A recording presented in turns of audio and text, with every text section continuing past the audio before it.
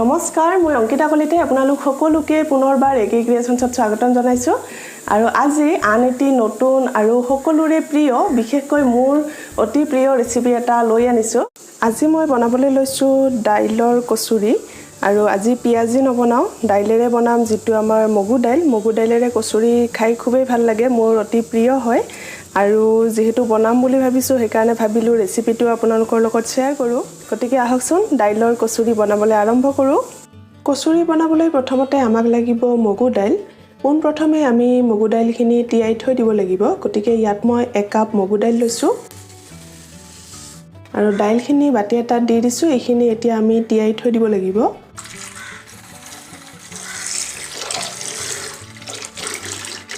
আৰু এইখিনি মই দুবাৰমান ভালকৈ ধুই লম তাৰ পিছত এইখিনি এনেকৈ 1 ঘণ্টা মানৰ বাবে তিয়াই থৈ দিম যাতে দাইলখিনি ভালকৈ কোমল হৈ যায় এইখিনি ভালকৈ 2-3 বাৰ মান ধুই ললো এতিয়া আকৌ এবাৰ পানী দিছো এতিয়া 1 ঘণ্টাৰ কাৰণে এইখিনি তিয়াই থৈ দিম এনেকৈ এতিয়া সেকেন্ড স্টেপত আমি ডোখিনি ৰেডি কৰিব লাগিব গতিকে ডোৰ বাবে মই ইয়াত ময়দা আৰু আটা দুয়োটাই ব্যৱহাৰ কৰিম প্ৰথমতে লৈছো 1 কাপ ময়দা আপোনালোকে বিচাৰিলে অকল ময়দা অথবা অকল আটা লব পাৰে কিন্তু ইয়াত মই দুয়োটাই ব্যৱহাৰ কৰিম আটা আৰু ময়দা দুয়োটাই মিক্স দিলে ভাল হয় এতিয়া 1 কাপ আটা লৈছো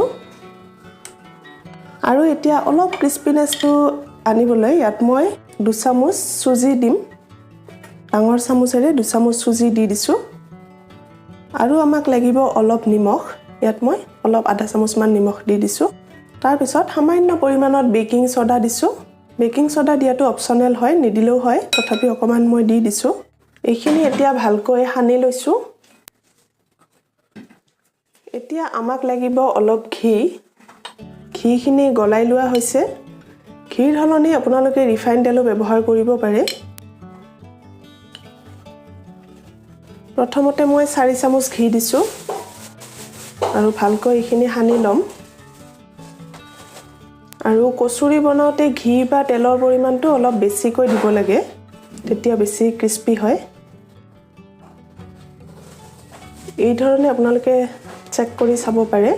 ইয়াত 4 চামুচ ঘি দিছিলো আৰু 2 চামুচ দি দিম এইখিনি ভালকৈ আকৌ এবাৰ সানি লৈছো টোটাল 6 চামুচ ঘি দিছো এই ধৰণৰ হৈছে মানে আমাৰ এতিয়া ডো বনাবলৈ ৰেডি হৈছে এই ধৰণৰ হ'ব লাগিব কনসিস্টেন্সিটো এতিয়া আমাক অলপ পানী লাগিব ইয়াত মই 1 কাপ পানী লৈছো কিন্তু অলপ অলপকৈ দি পেলাই পানীখিনি ভালকৈ এইখিনি মঠি লম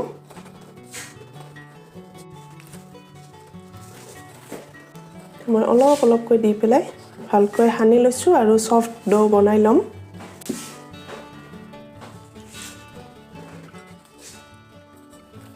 ডোখিনি আমাৰ ধুনিয়াকৈ ৰেডি হৈ গল এয়া চাওক বহুখিনি সফট হৈছে এতিয়া ডোখিনিও আমি 15 পৰা 20 মিনিটলৈকে এনেকৈ ঢাকি থৈ দিব লাগিব যাতে আৰু অলপ ভাল হয় আৰু সফট হয় সো এইখিনি এতিয়া এনেকৈ ঢাকি থৈ দিম আৰু মই গুটিখিনি 1 ঘণ্টা হৈ গৈছে 1 ঘণ্টা পিছত এয়া চাওক দাইলখিনি আমাৰ ৰেডি হৈ গল ধুনিয়াকৈ কোমল হৈ গৈছে এইখিনি ৰেডি হৈ গল গতিকে এতিয়া মই পানীখিনি সেকি লম সেকনি এখনত ঢালি দিলো তেতিয়া পানীখিনি ভালকৈ নিগৰি যাব পানীখিনি নিগৰাই ললো এতিয়া এইখিনি আমি অলপ গ্ৰাইন্ড কৰি লব লাগিব গতিকে ইয়াত মই লৈছো এটা গ্ৰাইন্ডাৰ জাৰ আৰু ইয়াত দাইলখিনি দি দিছো কিন্তু এটা কথা মন কৰিব দাইলখিনি আমি সম্পূৰ্ণকৈ গুৰি কৰিব নালাগে বা পেষ্ট বনাই লব নালাগে যেহেতুকে তিয়াই লৈছো বেছিকৈ গ্ৰাইন্ড নকৰিব মই আপোনালোকক প্ৰসেসটো দেখুৱাই আছো জাস্ট অলপমান গ্ৰাইন্ড কৰি লম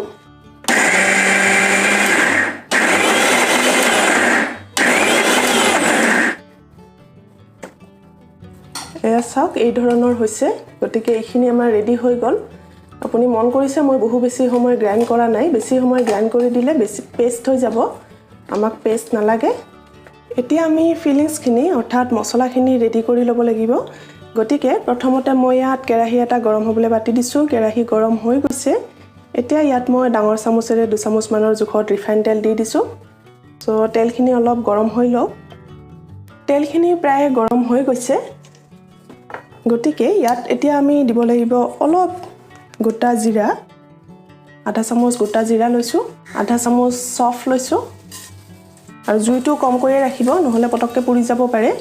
এতিয়া আমাক লাগিব আধা কাপ বেসন বেসনখিনিও তেলত দি দিলো এইখিনি ভালকৈ অলপ মিক্স কৰি লৈছো অলপ সময় বেসনখিনিও ভাজি লম যাতে বেসনৰ কেঁচা ভাৱটো আঁতৰি যায় এইখিনি 3-4 মিনিট মান সময় ভাজি লৈছো এতিয়া ইয়াত আমি ৰেডি কৰি লোৱা মগু দাইলখিনি দি দিম এয়া আমি গ্ৰাইণ্ড কৰি লোৱা দাইলখিনি আৰু যদি প্ৰয়োজন হয় আৰু অকমান তেল দি দিব লাগিব এইখিনিও ভালকৈ লৰাই দিছো জুইটো কম কৰি ৰাখিছো নহলে কেৰাহীৰ তলিত লাগি যাব পাৰে আৰু অকমান তেল লাগিব যেন লাগিছে ইয়াত আৰু অকমান তেল দি দিলো মাজত আৰু আপুনি বিচাৰিলে দাইলখিনি যদি তিয়াই থব নিবিচাৰে তেতিয়া হলে দাইলখিনি 2-3 মিনিটৰ কাৰণে অলপ শুকানে ভাজি লব তাৰ পিছত গ্ৰাইণ্ড কৰি লব তেনেকৈও বনাব পাৰি কিন্তু মই তিয়াই ললো এইখিনি অলপ ভাজি লৈছো তাৰ পিছত ইয়াত মই এতিয়া গুৰি মছলা অকমান দি দিম অলপ ধনিয়া গুৰি দিছো অলপ জিৰা গুৰি ৰঙা জলকীয়া গুৰি অলপ দি দিছো আৰু লাগিব অলপমান গৰম মছলা গুৰি আৰু লগতে ইয়াত মই অকমান জালুক গুৰিও দি দিলো এতিয়া ভালকৈ এইখিনি মিক্স কৰি লৈছো এতিয়া ইয়াত আমি দিব লাগিব নিমখ এচামুচ নিমখ দি দিছো সোৱাদ অনুসৰি নিমখৰ পৰিমাণটো দি দিব আৰু আধা চামুচ মান হালধি গুৰি দি দিম আৰু লগতে অলপমান চাট মছলা দি দিছো চাট মছলা নাথাকিলে নিদিলেও হ'ব অথবা আপুনি অলপ নেমু টেঙাৰ ৰস দি দিব পাৰে অলপ টেঙা ভাৱ এটা আনিবলৈ দি দিছো তাৰ পিছত এইখিনি ভালকৈ আকৌ এবাৰ মিক্স কৰি লৈ অলপ সময় ভাজি লম তেলৰ পৰিমাণটো আপোনালোকে জোখমতে দি দিব আৰু শেষত ইয়াত মই লৈছো অলপমান কসুৰি মেথিখিনি এনেকৈ মুহাৰি দি দিম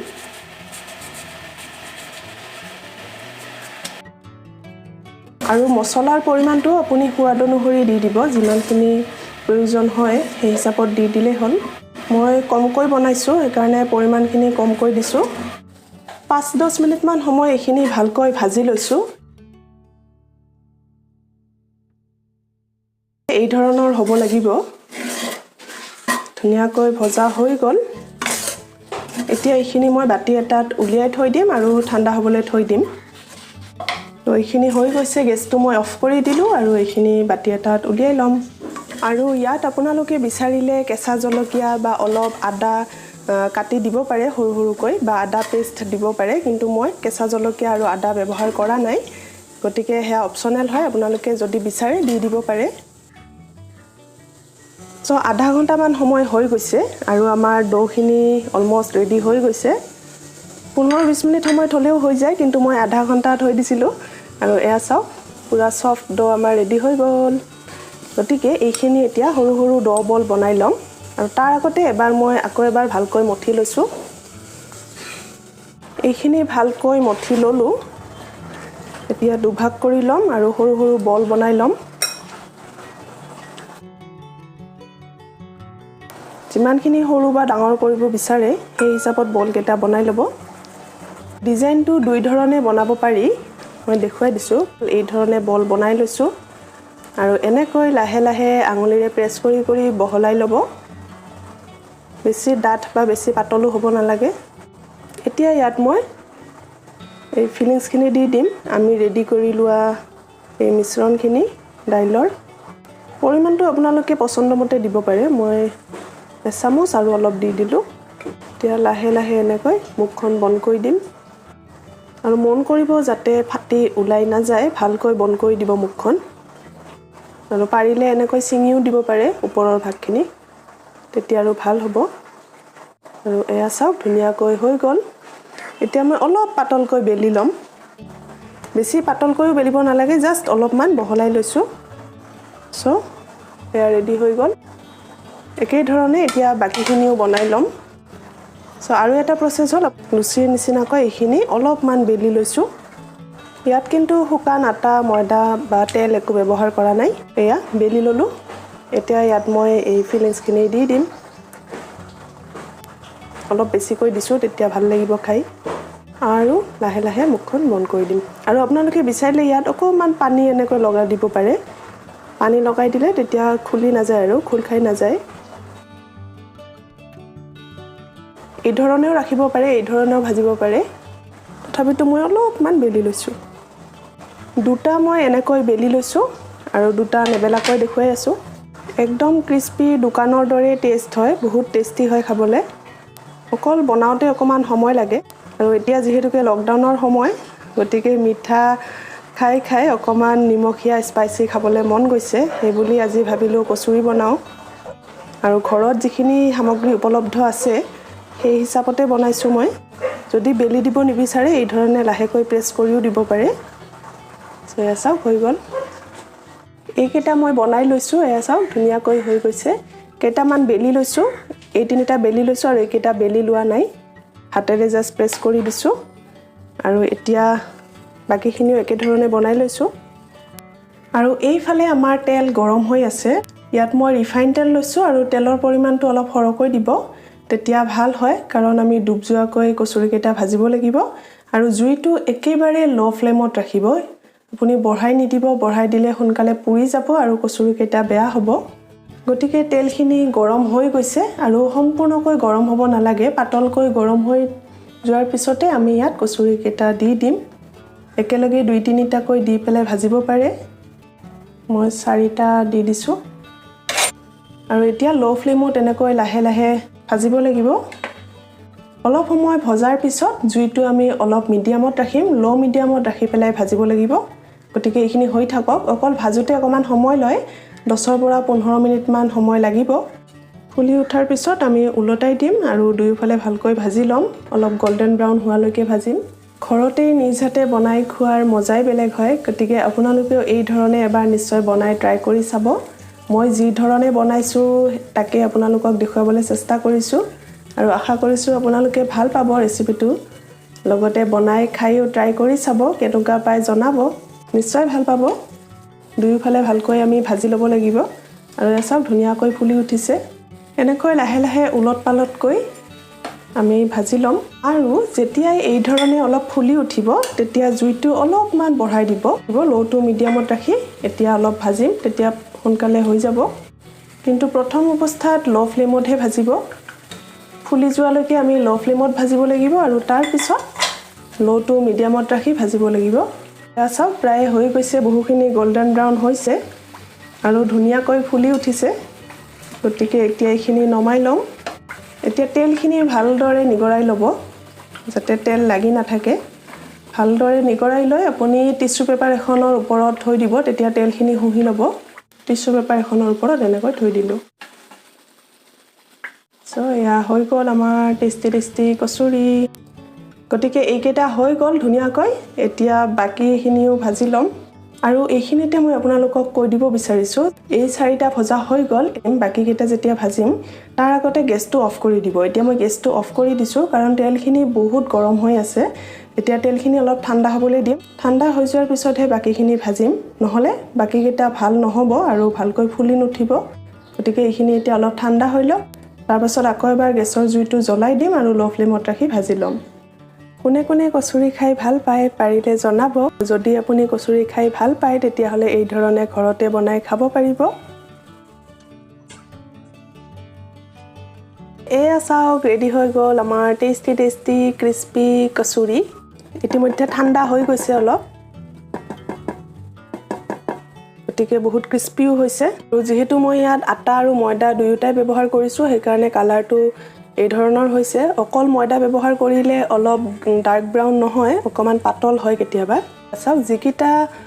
কচুৰি মই বেলি লৈছিলোঁ ডাঙৰ হৈছে আৰু এই ধৰণৰ লুচিৰ নিচিনাকৈ ফুলি উঠিছে কিন্তু খুব ক্ৰিস্পিও হৈছে এয়া শুনক খাবলৈ একেই হ'ব টেষ্টটো আৰু এইকেইটা দোকানত কিনিবলৈ পোৱা কচুৰিৰ নিচিনাই হৈছে